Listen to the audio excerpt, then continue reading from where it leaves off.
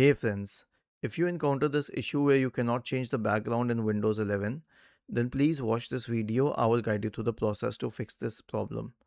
Right click on the Start button and select Settings from the menu. Now go to the Personalization tab on the list on the left hand side, select Background and change this to Picture. Now try to change the background and see if it helps, because if the background was selected at Windows Spotlight, you wouldn't be able to change it. Like if it was Windows Spotlight, you wouldn't be able to change it. So keep it at pictures. And if that doesn't help, then go to Windows Update and click on check for updates in the right pane.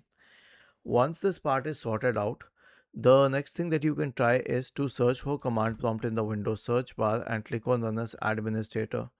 Type the command sfc /scan now and hit enter to invoke the sfc scan. Was this helpful? If yes, then please subscribe to the channel. If not, then let us know in the comment section of the video on how we could help you further. Thank you for watching this video and have a nice day.